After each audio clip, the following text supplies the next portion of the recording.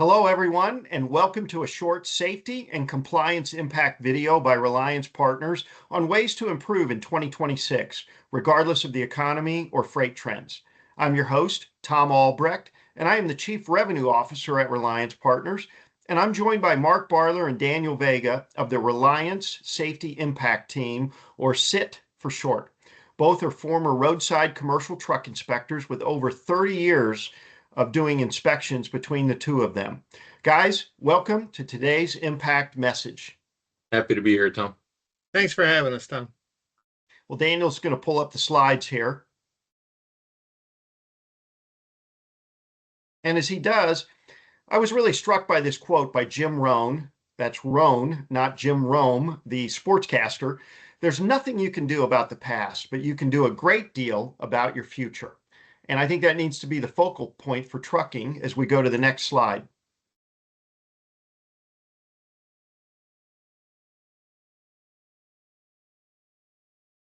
Who wants more miles, less downtime, and more revenues? Obvious question there, especially after a 4-year trucking recession. Control your controllables. And that's going to be a key message today.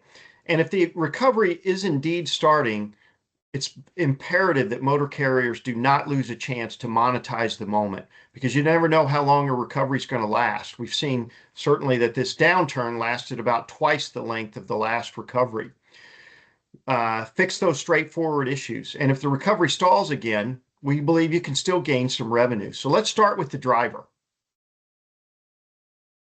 Recently, the FMCSA listed their top 5 driver violations from 2025. It's an interesting list there that we have for the audience. Daniel, I'm going to start with you. Which one grabs your attention the most and why? For me, it'd be the top one, the failure to be a traffic control device. This is very controllable by the driver. Basically, what a traffic control device is any traffic sign that each state puts out there. For example, a no parking sign, or trucks must stay in the right lane, or all commercial vehicles must come into the port of entry. So any traffic sign that the state puts out there, whether it's on interstate or the streets or county streets, that's what a traffic control device is. Why do I think it's the top violation?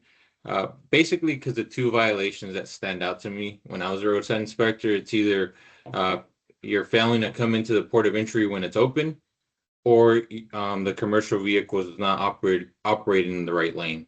A lot of states have that law that if you're a commercial vehicle, you have to stay in the right lane unless you're passing. Mark, what about you? What grabs your attention? That operating without a valid medical certificate. This is something that can be controlled by the motor carrier and by the driver. Seeing as how the medical certificate information has to be maintained in the driver qualification files, and they normally will expire every 2 years. As long as you have the expiration date of that medical certificate listed somewhere, and you have an alarm that comes up for a driver within 2 weeks of that expiration time, we can make sure that driver gets in to see their medical provider to get that taken care of. And then we follow up by, after the medical certificate is uploaded by the medical provider to the state driver's license agency, that it has successfully been transferred. And then we can do that as our annual MVR check as well.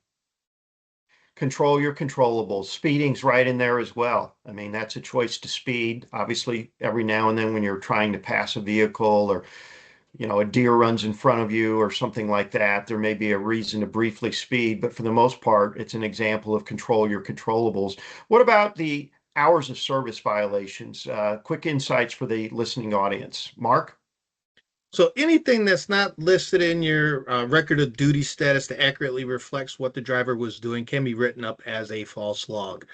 Now, drivers that try to exceed the maximum hours of service, that when they have false logs, these are indicators for that driver that they may end up in a catastrophic major injury or fatal crash, because a lot of times they are used to disguise hours of service issues from the motor carrier and from enforcement personnel.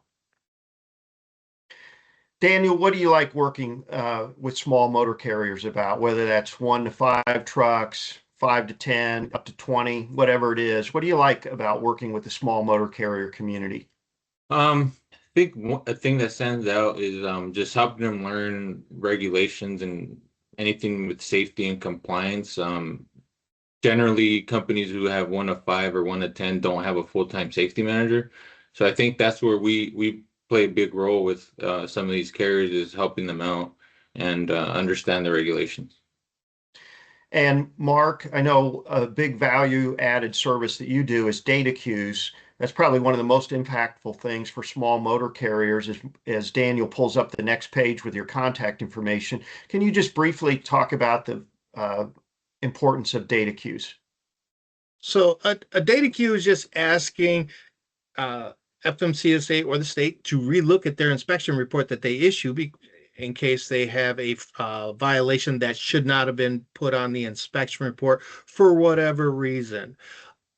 With Daniel and I being former roadside officers, we were trained on everything to do with the commercial motor vehicle. So we understand how it all supposed to work, when violations are present, when they're not, the interpretations that are there. Um, so we can provide guidance, and then officers do make mistakes. Now, every violation listed on inspection report can affect your CSA scores, and winning a data queue can literally bring you, if you're in the alert status, out of the alert status, if you're right near the line. So it is very important to stay on top of it, make sure that the officers are doing things correctly by listing the information on the inspection report. And if you ever have a question, you get a hold of us, we can take a look at it for you and say, yeah, I think there's something here that we can do. Or no, that's a valid violation. The officer put down supporting information supporting the violation that was issued. Well, the audience can see your contact information, both your mobile and your email addresses. If folks aren't comfortable reaching out directly, they can reach out to their Reliance Partners agent. And if you're seeing this and you're not a customer, reach out to Mark or Daniel. We're here to help. They want you guys to win.